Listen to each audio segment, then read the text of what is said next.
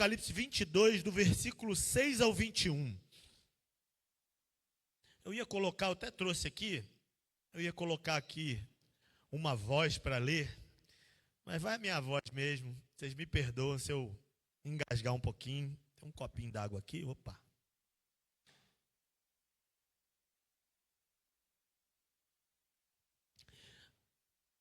Amém? Apocalipse é facinho de achar, hein? É o último, hein? Não dá para perder na Bíblia, não.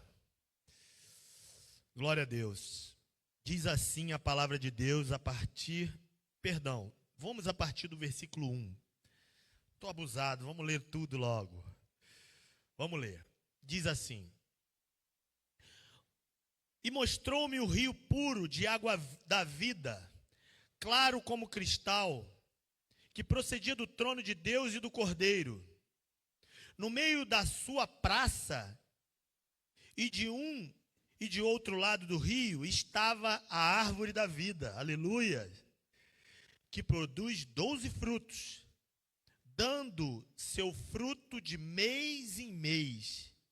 E as folhas dessa árvore são para a saúde das nações.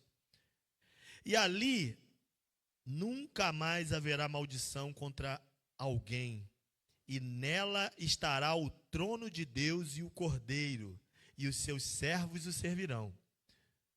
E verão o seu rosto, e nas suas testas estará o seu nome. Olha que estudamos lá atrás. E ali não haverá mais noite, não necessitarão de lâmpada nem luz do sol, porque o Senhor Deus os ilumina, e reinarão para todo sempre. E disse-me: estas palavras são fiéis e verdadeiras, e o Senhor, o Deus dos santos profetas, enviou o seu anjo para mostrar aos seus servos as coisas que em breve hão de acontecer. Eis que cedo vem. Bem-aventurado aquele que guarda as palavras da profecia desse livro. E eu, João, sou aquele que vi e ouvi estas coisas. E havendo-as ouvido e visto, prostrei-me aos pés do anjo que mais mostrava para o adorar. E disse-me o anjo: olha, não faças tal coisa, porque eu sou conservo teu, como teus irmãos e os profetas, e dos que guardam as palavras desse livro. Adora a Deus. E disse-me: não cele as palavras da profecia deste livro, porque próximo está o tempo. Quem é injusto fica injusto ainda. Quem é sujo se suja ainda. Quem é justo será justificado ainda, e quem é santo será santificado ainda. Eis que cedo venho, e meu galardão está comigo, para dar a cada um segundo a sua obra. Eu sou o Alfa e o Ômega, o princípio e o fim, o primeiro e o derradeiro. Bem-aventurado aqueles que guardam os seus mandamentos, para que tenham direito à árvore da vida e possam entrar na cidade pelas portas. Mas ficarão de fora os cães, os feiticeiros e os fornicadores, e os homicidas e os idólatras, e qualquer que ama comete mentira. Eu, Jesus, enviei o meu anjo para que vos testificar essas coisas nas igrejas. Eu sou a raiz da geração de Davi, e resplandecer estrela da manhã. O Espírito e a esposa dizem: vem, e quem vem, diga: vem, e quem tem sede, venha, e quem quiser, tome de graça a água da vida. Porque eu testifico a todo aquele que ouvir as palavras da profecia deste livro que, se alguém acrescentar a estas coisas, Deus fará vir sobre ele as pragas que estão escritas neste livro. E se alguém tirar qualquer das palavras desse livro, da profecia, Deus tirará a sua parte do livro da vida e da cidade santa, e das coisas que estão escritas nesse livro. Aquele que testifica essas coisas diz: certamente cedo venho. Amém. Ora vem, Senhor Jesus. A graça do nosso Senhor Jesus Cristo seja com todos vós. Amém, amém. Glórias a Deus. Poderia sentar, queridos? Irmãos, na verdade eu separei aqui uma parte desse texto menor e preferi ler tudo para que a gente tivesse um entendimento pleno, porque se todos estivessem lá na escola dominical, talvez eu não precisasse ler tudo, porque a gente já começou lá, mas é importante entender o que estava acontecendo aqui. Este é o último capítulo da Bíblia. O último capítulo da Bíblia. Apocalipse 22. É o derradeiro. Eis ali Apocalipse 22, o último capítulo da Bíblia. A bênção final, tudo que aconteceu. O que é chamado, neste período que eu li ali, chama-se epílogo. Epílogo é o resumo dos acontecimentos, é o desfecho, é a conclusão, é o desfecho histórico e espiritual do que aconteceu em toda a Bíblia, inclusive, não somente naquele livro. O livro de Apocalipse, em si, ele encerra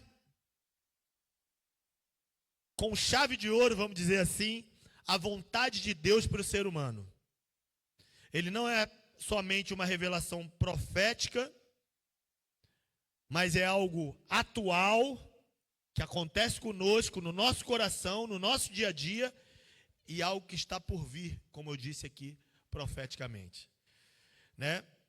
Encontramos ali as últimas palavras, ali especial, nessa conclusão do livro, nesse chamado epílogo, com essa palavra aqui legal, encontramos as últimas palavras de Deus para a humanidade. A gente já entendeu que ali era João falando o que ouviu de Deus, só que tem uns momentos ali que o próprio Cristo vem a falar.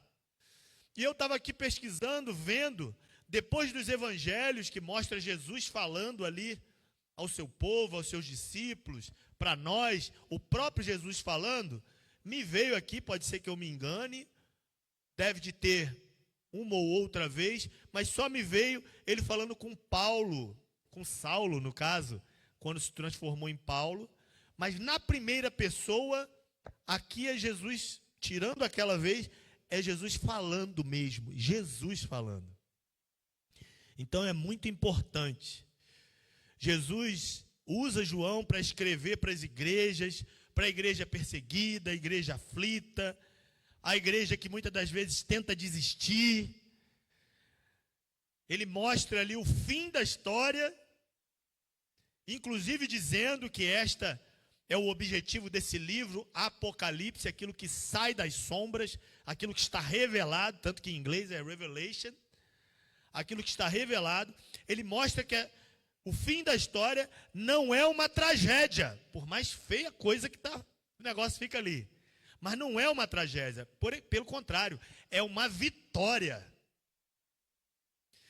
As palavras que lemos aqui agora é um testemunho espiritual e revela o desejo de Deus para cada um de nós. Foi escrita há 2025 anos, não, menos, né? Porque ali já tinha João estava quase 100 anos ali. Vamos botar 2015 anos atrás. 2005 anos, sei lá, estou ruim de conta aí. Mas há 2000 anos atrás, mais ou menos, foi escrito aquilo ali para que nos alcançássemos. Porque é algo revelado de Deus para a sua igreja, e esta é a igreja do Senhor. Então, de maneira introdutória, eu quero que a gente entenda o objetivo dessas últimas palavras, o que foi feito nessas últimas palavras e a quem era escrito essas últimas palavras. Por quem era falado e a quem era escrito. E como primeiro tópico eu quero dizer que houve uma última advertência. Versículo 6 ao 11 são advertências. Eu vou ler aqui o 10 que diz assim, não celes as palavras dessa profecia, deste livro, porque próximo está o tempo. Próximo está o tempo. João é orientado a não selar. Olha que de maneira rápida eu quero dizer que Daniel foi orientado a selar. Não fala nada não. A gente sabe que foram coisas reveladas a Daniel que a gente não sabe hoje, que foi selado, que foi amarrado, que não foi dito pelo próprio Deus. Não é tempo de falar. Jesus não tinha vindo à terra. Haveria talvez uma grande confusão. Através da vinda de Cristo Jesus, através do aparecimento do Cordeiro de Deus, através do derramamento do sangue, da morte e ressurreição do nosso grande Pai, nosso grande irmão mais velho, como dizem. Querido, Jesus orienta João a não selar. Abre a boca, fala, revela, explica. Porque a mensagem é urgente. O tempo está próximo. Não há mais nada a esperar para que Deus venha a agir no seu povo. Somos chamados a reconhecer o Senhor Jesus como Senhor e Salvador, a entender que aquele sangue foi derramado em meu favor. E o anjo declara ainda que é injusto, fique injusto.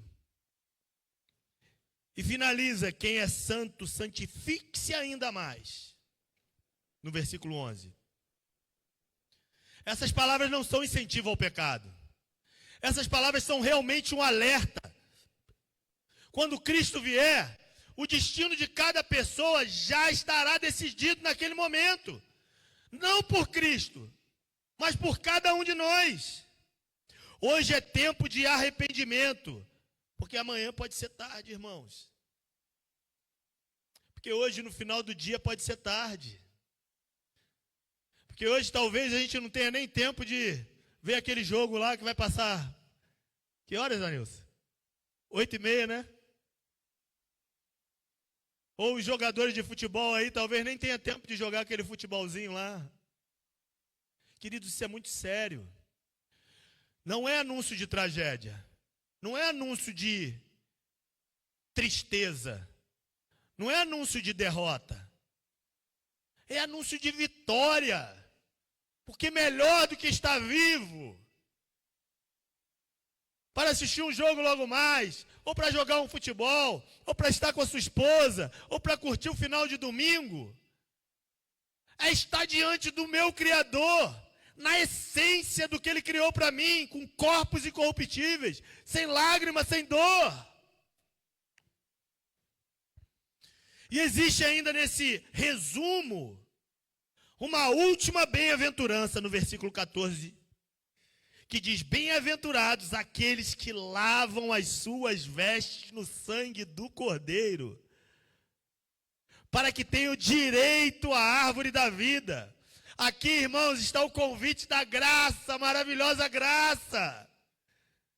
Porque só entra nessa cidade santa quem tiver as vestes lavadas no sangue do Cordeiro.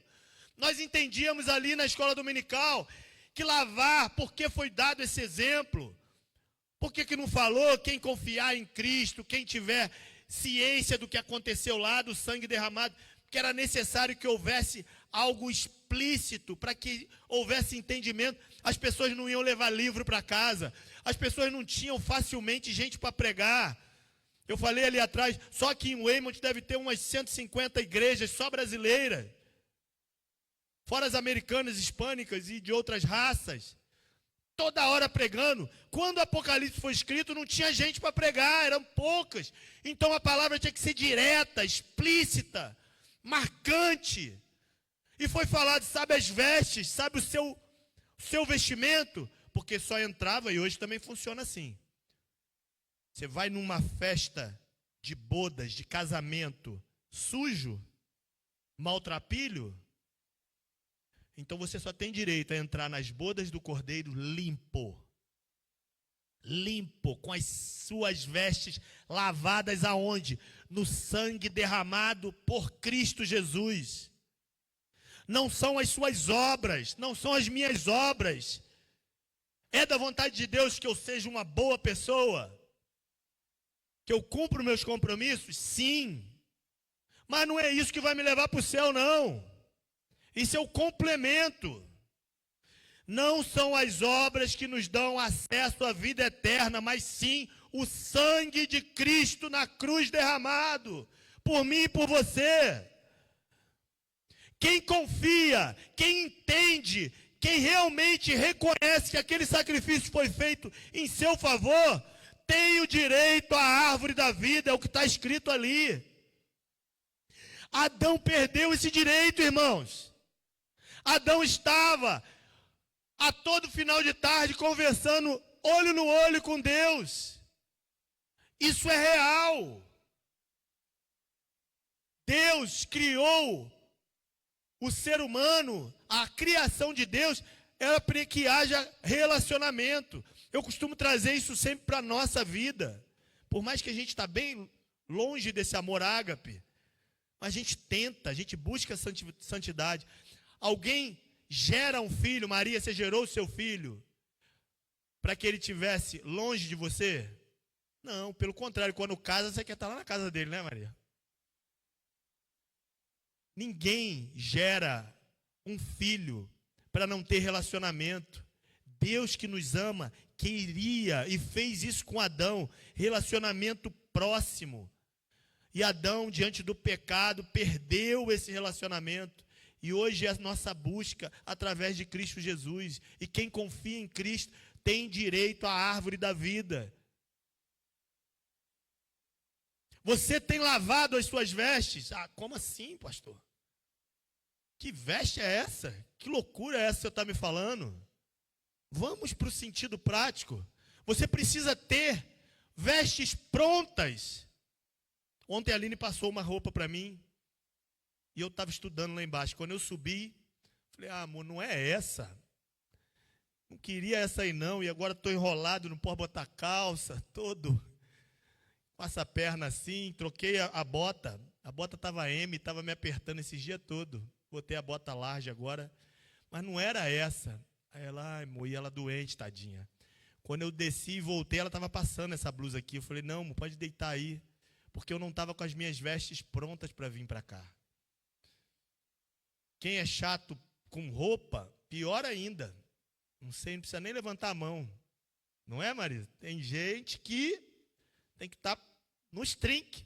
Amanhã eu vou para onde? Eu tenho que ir assim. Não, amanhã é lugar tal? Não, tem que ir assim. Isso são coisas óbvias também. Você vai no parque, você vai com uma roupa. Você vai jogar bola, você vai levar a chuteira, vai levar sua roupa de futebol. Agora você vai num casamento, opa, as mulheres que o digam aí, ó. Roupa pronta. E a roupa tem que estar pronta. Tem gente, eu já brincava com a Aline, eu tinha a roupa de culto, a roupa do casamento, a roupa de aniversário de criança, a roupa disso, a roupa aqui. Ela, caramba, você não pode ir em 2 aniversários de criança no mesmo mês, não, você vai repetir a roupa. Tem roupas para cada ocasião. E a religião não lava roupa. Nem a vontade lava roupa. Esforço humano nenhum lava vestes para estar pronto para entrar nas bodas do Cordeiro. Só o sangue do Cordeiro purifica o pecado do homem. Então, é mais simples do que a gente imagina e mais especial do que a gente imagina. E eu conversava com alguém, foi com a Elaine, que ela falou, teve um momento da minha vida que eu entendi a graça e sabia que eu tinha direito de coisas que eu achava que eu não tinha, que o mundo mostra que você não tem. Então é simples, querido, entender a graça. Cristo morreu por mim. O sangue derramado naquela cruz me dá direitos de filho. Mas a gente não pode perder o quão especial isso é, quão maravilhoso isso é. E não podemos banalizar isso. Então, diariamente, eu busco em oração o reconhecimento daquele ato feito por mim, por você, por nós, que dá direito à árvore da vida, que dá direito a estar nas bodas do Cordeiro, no grande festa, no coral celestial. Lavo as minhas vestes constantemente. Eu saio daqui já meio com veste meio suja, porque O pecado é terrível. Eu esbarro numa lama ali, vou quando chego em casa, aí ali, todo sujo. Sovaco meio, sei lá o quê. As vestes têm que estar constantemente sendo lavadas pelo sangue de Jesus. Ai daquele que acha que as vestes já estão eternamente lavadas e limpas hoje. Querido, Cristo não voltou ainda. Continue buscando. Vai lá para o tanque do sangue de Jesus e lave, ore, jejue, busque na palavra, entenda. É assim que eu vou estar pronto.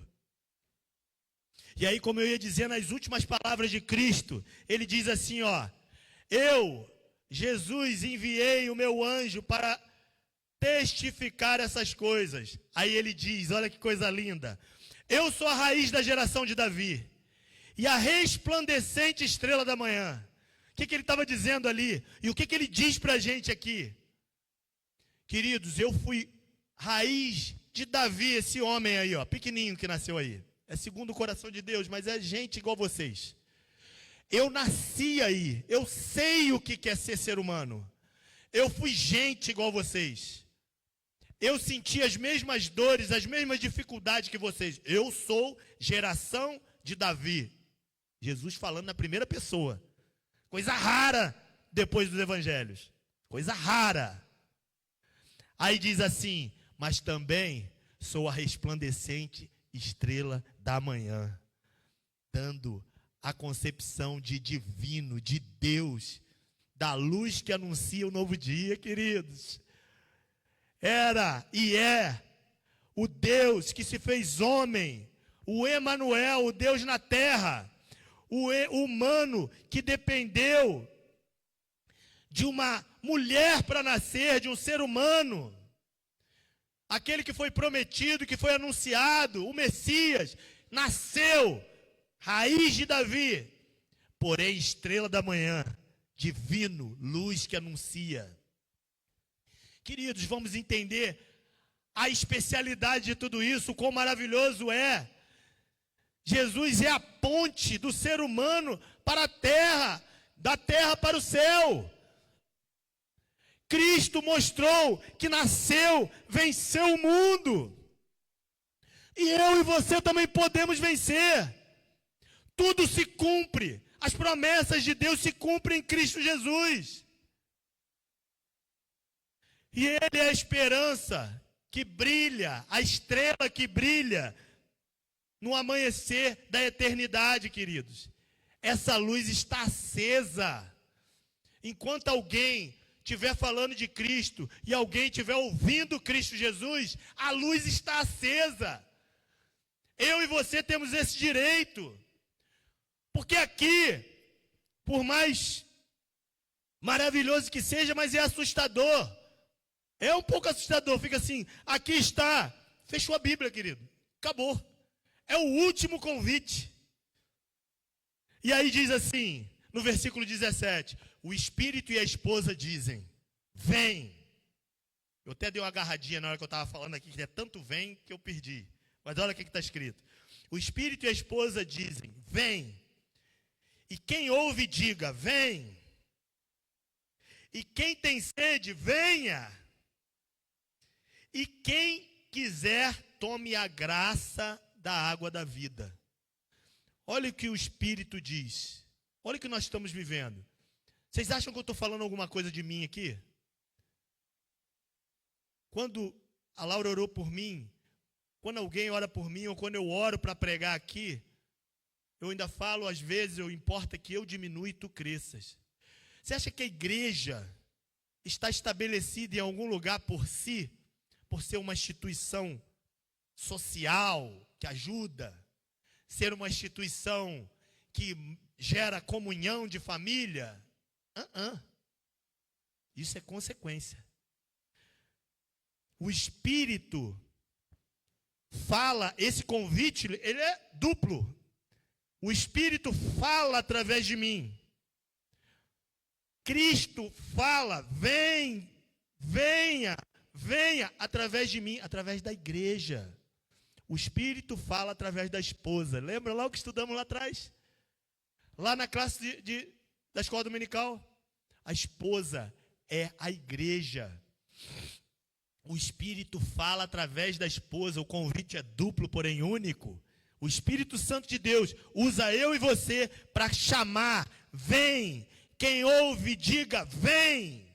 Quem tem sede, venha. Este é o objetivo da igreja. Se a igreja não tiver com esse objetivo, vamos fechar essas portas. Vamos abrir um clube, brasileiros na América. Vai ser legal, vai ser ótimo, mas não é igreja. Igreja, quando vamos lá jogar o futebol, ela está pregando o evangelho com o seu testemunho. Ela está convidando, venha. A pessoa tem o direito de falar, não vem.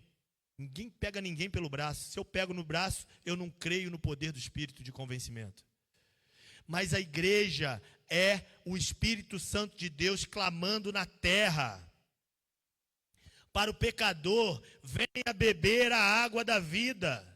A igreja prega isso. A salvação, a gratuidade da salvação. O quão bom é entender e querer isso daí. Quem tem sede, venha. Quem quiser, venha. A porta da graça ainda está aberta. Advertência, chamado. Ninguém pode acrescentar nada a essa palavra. Aí Jesus já usou, o Espírito já usou João, no versículo 18 e 19. Vamos lá, quem está com a Bíblia aberta, vamos ler o 18 e 19. Eu trouxe a minha Bíblia de letra pequena, vocês me perdoem, daqui não vai sair nada, só está aberto. Não botar o óculos para mim é pior, vou cair. 18 e 19. Porque eu testifico a todo aquele que ouvir as palavras dessa profecia, deste livro, que se alguém acrescentar a essas coisas, Deus fará vir sobre ele as pragas que estão escritas nesse livro. E se alguém tirar qualquer das palavras, quem acrescentar e quem tirar, deste livro, dessa profecia, Deus tirará a sua parte do livro da vida e da cidade santa e das coisas que estão escritas nesse livro. Queridos, o quão importante é esse versículo, como todos eles. Mas esse versículo diz o perigo e a beleza dessa palavra. O quão maravilhoso é entender, praticar, divulgar, deixar o Espírito falar através da igreja, divulgar. Mas o quão perigoso é o que está escrito no versículo 18 e 19. No mundo, sempre existiu e sempre vai existir falsos profetas, heresias. A igreja precisa estar cuidadosa e guardar a verdade. A palavra sempre é completa, perfeita e suficiente. Já editaram a Bíblia, já reescreveram Bíblia, já adicionaram coisa na Bíblia, já tiraram coisa da Bíblia.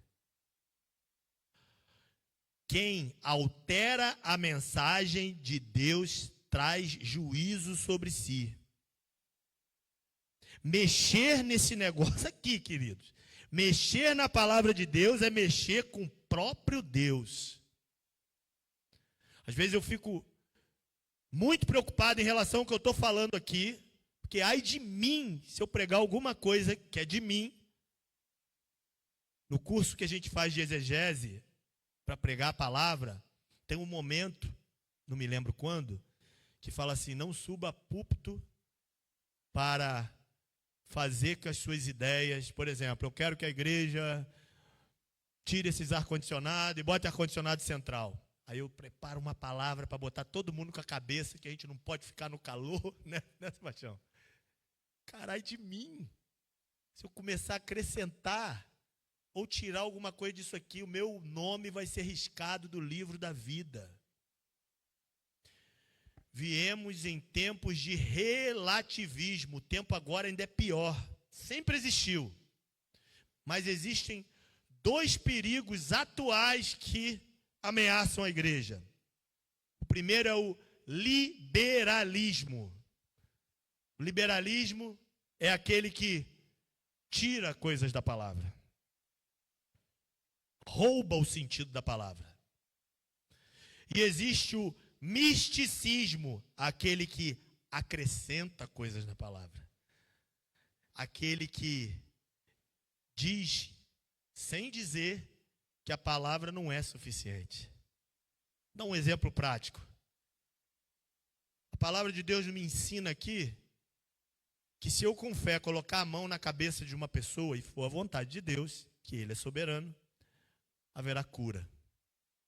Gente, tem gente que já acha que isso não é suficiente, que é preciso eu subir no púlpito, eu me segurar naquela lâmpada, eu pular, eu virar cambalhota aqui.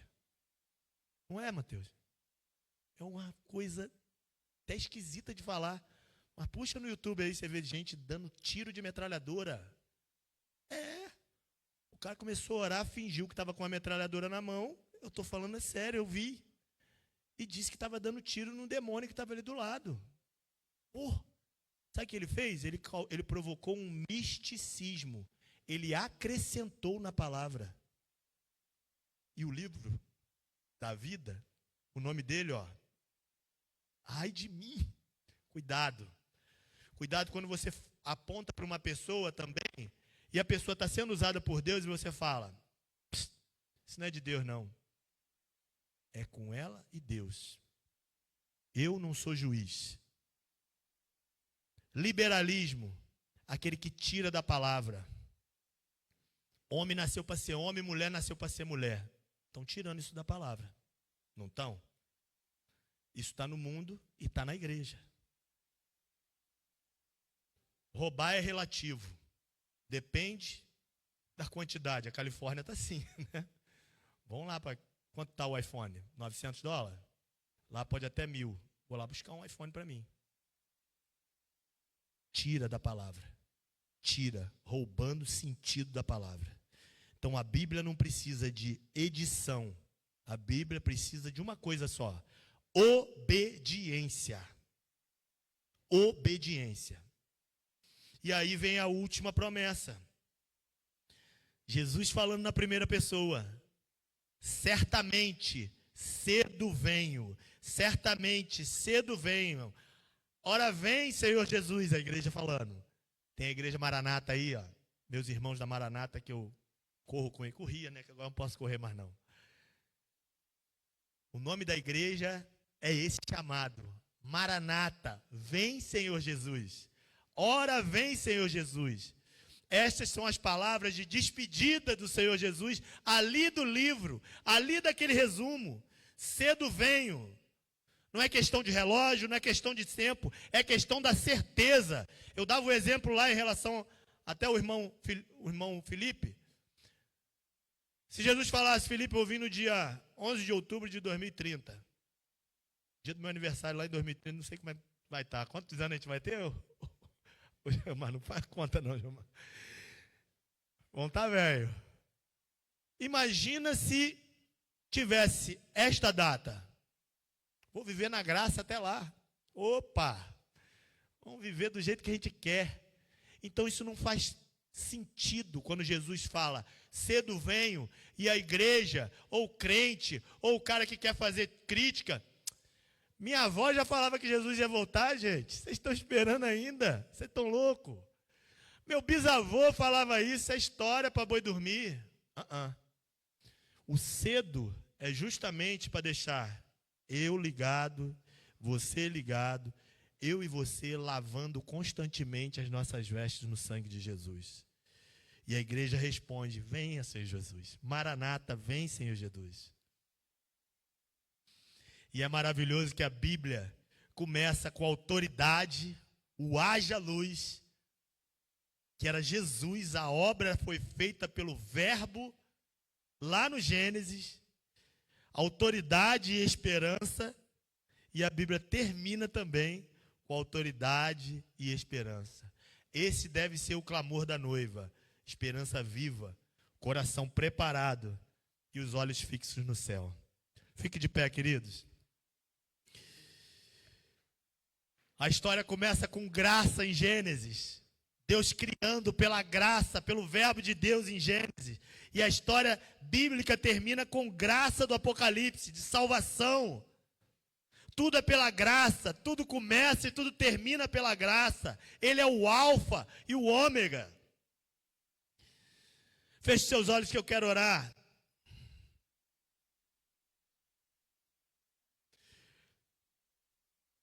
No nome de Jesus, queremos ouvir a tua voz em saber que a advertência é dizer que o tempo está próximo, Senhor. Aleluia!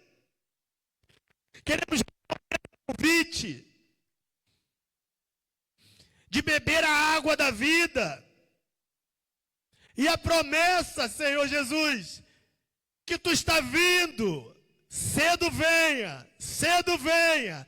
Venha, Senhor Jesus. Que sejamos lavados e remidos pelo sangue de Jesus. Que as nossas vestes estejam lavadas. Venha, Senhor Jesus.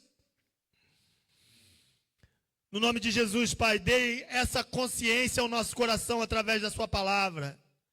Obrigado por essas últimas palavras. Obrigado porque sabemos que o tempo está próximo. Sabemos, Senhor, que a promessa é certa, que certamente tu virás no seu tempo, na sua hora, conforme a sua vontade. Que haja graça do Senhor Jesus, que haja amor do Senhor Jesus. Coloque a sua mão em posição de recebimento assim, que eu quero ministrar a graça, que eu quero ministrar a bênção apostólica sobre a sua vida. Que diz assim, que a graça do nosso Senhor Jesus Cristo,